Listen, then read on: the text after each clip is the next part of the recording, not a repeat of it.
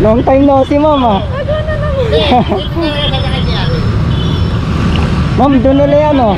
One corporate ulit. Opo. Oo, ma'am. Kuya, bata yung pinagtatanggol. Oo nga, ma'am eh. Ikaw uli yung natsempohan ko eh. Oo, yung nakapagtalo sa pera.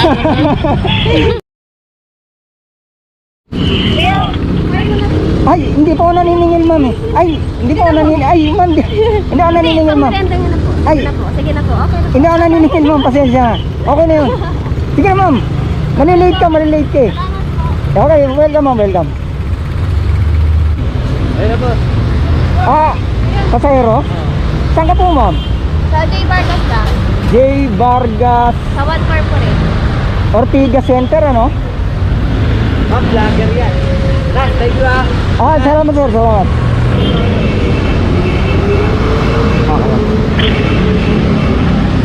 Ayun, meron. Ano, ma'am?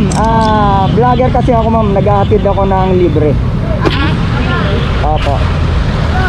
Ma'am, ilagay ko lang yung address para sakto yung ano, para alam ko yung daan. Anong pangalan building? Ano po, One Corporate. 148. Center. Ito po, One Corporate Center. Corner ng ano, Dunya Julia Vargas at saka Meralco Avenue. Corner. Okay. Pa-shoutout ka. Apo? Pa-shoutout. Sige pa. Okay ka na dyan, ma'am?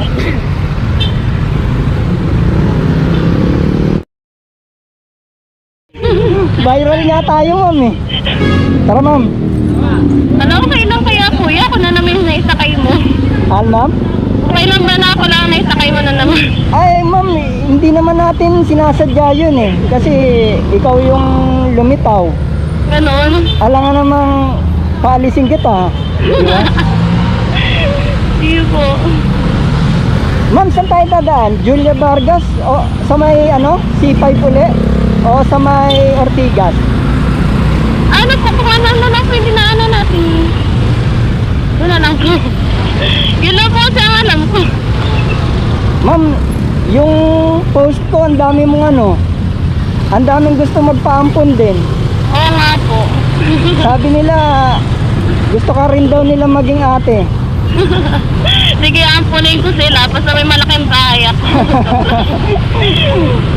Iba nga pong kakilala. Oo. Na ano nila ako. Sabi nga, sila isa, nakita kita sa ganito ganyan na. Ay, ganon. Opo. Ibig sabihin, napanood ka rin nila? Opo. Sikat po kayo doon sa lugar namin. Ah, Sabi ko, grabe kayo sa akin. binabasa ko kasi yung ano eh, yung mga comment eh. Na gusto rin daw nilang magpaampon. Eh kasi sabi ko, ma'am, mambait ka palang ate baka pwedeng ampunin nyo na lang din ako. Pag-aralin nyo na lang din ako.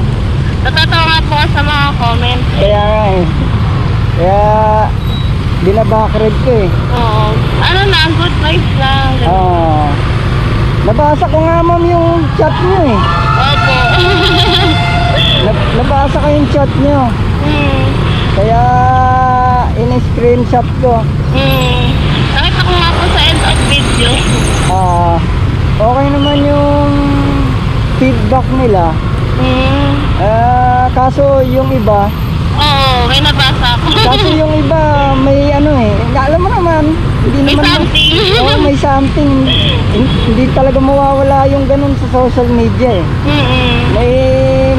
Meron talagang negative. Okay lang po yun. Alam niyo po Pero- yung mga negative. Pero pag Negative na comment nila. Wala na yun, ignore yun na lang. ako naman eh, malinis naman yung intention ko. Wala naman akong motibo na iba pa eh. Kaya sabi ko, hindi ako ma-apektuhan nun kasi wala naman akong ano. Masamang ginawa. Wala naman akong masamang intention. Gusto ko lang mag public service. Opo. Sabi ko nga, hindi lang naman ito ang ginagawa ko. hindi lang naman libreng sakay. Meron ding libreng mekaniko. Naggagawa rin ako ng motor na mga nasiraan, saka bike, gano'n. Kasi ang tinitingnan kasi nila, kuya, Oh. yung yung ito lang, hindi nila tinitingnan yung ibang ginagawa mo. Parang kaya nga. nakafocus sila rito. Di ba? Kaya nga, hindi ko na lang masyadong pinapansin kasi hindi nila ako kilala. Oo. Kaya hinahayaan ko na lang kasi alam ko kung anong ginagawa ko eh. Alam ko kung ano yung purpose ng ginagawa ko. Pagkaagawan sa sa jeep, ang laging talo babae. Diba? Kasi pagka puno na yung jeep, anong gagawin ng lalaki? Sasabit. Oo. Diba? Ang babae, kapag halimbawa napuno na yung jeep, anong gagawin? Maiiwan. May. Oh. Kaya yung nagrereklamo sa sabi sa akin, puro babae daw yung inaangkas ko. Alam nga namang lalaki ang i-priority ko. Sila, pagka naubusan, sasabit. Diba? Pagka babae, maiiwan sila. Hindi sila makakasabit. Hindi sila hindi, nakakasabit ka, sabi mo eh. Sabi mo nung nakaraan, sumabit ka, ma'am eh. Oo nga po, sumabit ako. Kaso lang, syempre, hindi naman lahat ng babae nasabit talaga. Siguro ako pa na. Ewan ko lang sa iba. Kaya nga, Pero nakakatuwa pa lang sumabit no, minsan. nakakatuwa nga siya, ma'am. Kaso, huwag ka lang, kailangan lang maigpit-kapit mo. Oo nga. Kasi pag hindi maigpit ang kapit mo talagang ka eh. Pero, nung time naman na yun eh, syempre, kahit na ganun yung experience ko, may tao naman na tawang gawa. Nag-maupo sa akin. Kaso nga lang, malapit na ako. Ibig sabihin, nung sumabit ka, pinaupo ka, manong malapit ka na. Oo. Pero nung umpisa, hindi agad siya tumayo. Hindi. Siguro naiintindihan ko rin siya kasi nga, syempre, yung makikita mo kasi sa tao kung talagang pagod na pagod siya. Oo. Totoo yun. Kaya, naiintindihan ko naman yung side na yun. Totoo yun kasi nga, ako nga nakakatulog na ako sa jeep dati. Kasi syempre, malay mo, ang shift pala niya is gabi, tapos pauwi pa lang siya. Syempre, doon na siya matutulog sa jeep noon. Oo, ako rin gawain ko nung dati yun eh. Yung nagko-commute pa ako. Sa jeep na ako natutulog. Kasi sobrang haba ng biyahe, traffic. Doon mo lang kasi mababawi yung yung ilang oras na yung iba may yung tulog tapos ikaw gising. Kasi syempre para sa pamilya mo rin. Tiis-tiis lang talaga. Nako ma'am, alam mo, alam ko na magiging comment nila rito. Sasabihin nila, nako scripted na yan. Kasi siya na naman yung pasahero nyo, siya na naman yung hinatid. Ano yan? Sasabihin dun sa comment, nako, huwag kayong maniwala dyan, magkakilala talaga yan. Ganon? Abangan mo, pagka-post ko, sasabihin nila dyan, nako, siya na naman. Nako, ano yan? Scripted na. Scripted yan, magkakilala talaga yan, dalawa na yan. Nakita mo naman ma'am, di ba? Kung sino lang yung dumating, Yun na yung isasakay mo. yun ang sinasakay ko. Kayo yung dumating eh. Alam nga namang sabihin ko, ma'am, ikaw na naman, wag ka na. Iba naman, di ba? Oo, totoo naman. Kasi, alam mo naman sa social media, iba-iba ang tao eh. Oo. Merong mabait, merong mapanghusga, May maiintindihan ka. may naiintindihan ka, merong hahatakin ka pababa, merong pag-iisipan ka ng hindi maganda, merong magsasabi sa iyo ng merong magsasabi sa iyo ng words of encouragement. Opo. May magsasabi sa iyo ng positive. Basta alam ko lang kung anong ginagawa ko. Basta alam ko lang kung para saan yung ginagawa ko. Doon ka lang sa goal mo. Oo. Doon lang ako sa goal ko. Yun lang makapagsilbi lang sa kapwa. Okay. Mm. Eh, ganun talaga. Kasi iba mas talaga ang ugali ng tao. Kumbaga, kung maraming tao ang, ano, yung iniintindi ang isang tao, Oo. mas okay sa amin. Kasi syempre, hindi naman tayo perfecto. Oo. Talaga, may times talaga na gano'n. Pero, yung mga negative naman na sasabi sa atin ng ibang tao, ano, gawin na lang natin siyang positive. Kasi, yung gawin na negative, yung napipitrak sa'yo ng tao. Sa'yo naman, lagi mong iisipin na lahat ng sinasabi nila, ignore mo lang, positive lang. Tuloy mo lang yung, ano mo, ginagawa mo. Ganun. Kaya nga eh. Kaya nga ito yung pinili kong vlog. Kasi gusto ko, puro positive lang. Mm-mm. Gusto ko yung ano lang. Gusto ko yung merong ambag sa lipunan. Eh kung magkatid ka ng mga pasahero na kagaya niyan, hirap makasakay, mas may sense yung gano'n. Ako nga, pagka may times na sinasabihan ako ng mga negative regarding sa daily life, sige lang, sabi lang kayo ng sabi, basta ako tuloy lang. Kasi, pag didibdibin mo siya ng didibdibin, sinasaktan mo lang yung sarili mo. Eh kung ano, kung gagawin mo yung positive, ano, tuloy lang buhay, kahit mahirap, kahit na ganun ang, ano, isipan ng mga tao. Hindi naman lahat ng tao, kaya yung ibang tao lang. Pero nakakatawa ko yan, ganito ah. Kaya nga mo, alam mo, sasabihin nila, ano na to, scripted na. Sabihin nila, naku, magkakilala talaga yan dalawang yan. Pinaglololo ko lang tayo yan. Parang unang meet lang ata natin kuya nung unang vlog, yung unang vlog na kasama ako, no? Oo. Tawa nga ako ng tawa dun sa comment section. Hayaan nyo na po yun. Basta tuloy-tuloy lang. Hanggat kayang tumulong. Kung ako ang mayaman eh, di ba? Oo. Why not? Kaso lang, syempre, hindi naman tayo ganun ka ano.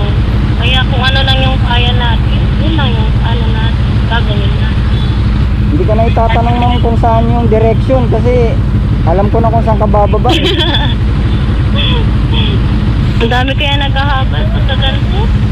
Oo, marami nga doon. Kung ano nga eh, kung walang habal, siguro ang mga tao talagang ipon-ipon na talaga sa isang ano. Siguro puno na yung kalsada pagka ganun.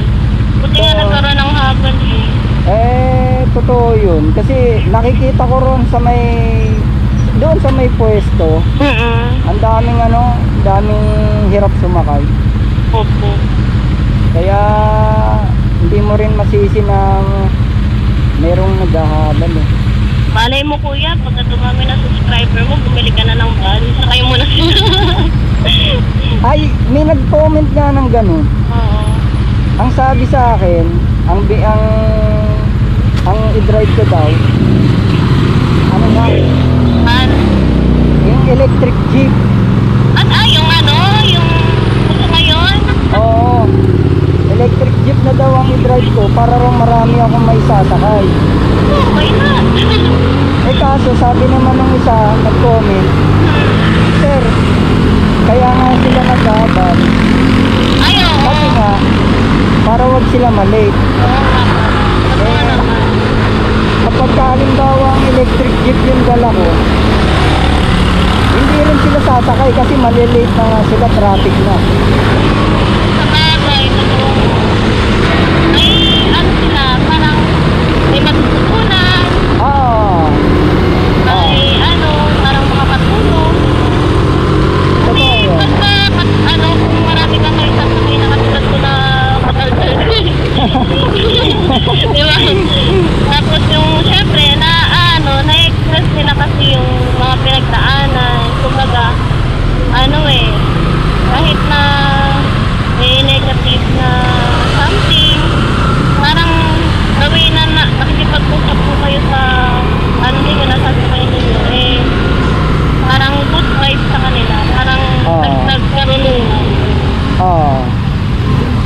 kasi sa totoo lang, gusto ko rin maka-inspire kasi ng tao.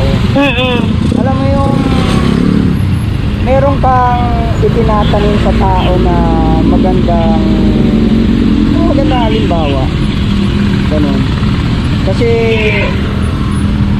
kung ang pipiliin kong vlog yung mga prank, tapos yung mga nagbabanking sa public road, eh makakapirwisyo lang ako eh, makakadamay lang ako kapag nag-racing ako sa highway, diba? Eh why not gamitin ko na lang yung motor ko sa mga bagay na may kapaki-pakinabang. Kagaya nun, nagre-rescue ako ng mga nasisiraan na motor sa bike. Tapos ngayon nagdagdag ako, naghahatid na rin ako ng pasahero na hirap makasakay. Mas okay sa akin yung ganun kasi meron siyang sense of fulfillment eh. Opo. Alam niyo po kung bakit ako ganito magsalita? Kasi madami-dami na rin po kasi humingi sa akin ng advice, share ko yung buhay, na pinagdaanan ko, ganyan. Kaya parang natutunan ako magsalita ng about myself, about sa mga nangyayari sa kapaligiran. Malapit na po kayo mag 100k subscribers. Oo nga eh. Yung mga friends ko po pala, nakaano sa inyo, nakafollow. Nagyaya ka pa ng iba? Oo. In-invite mo pa sila mag-subscribe? Yung iba po, in-invite ko, tapos yung iba, nakasubscribe na po talaga sa inyo. Dati ng subscriber. Kaya nagulat ako, ano ate, nakipakita nung ganyan. Oo nga, nabasa ko nga yung comment. Nabasa ko nga yun. Eh, nakakatuwa lang kasi na-appreciate nila yung ginagawa ko.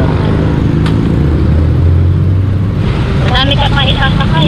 Oo nga ma'am eh, marami pang naka ano rin eh. Oo. Ano? Para makaano, ingat ko nga. Okay.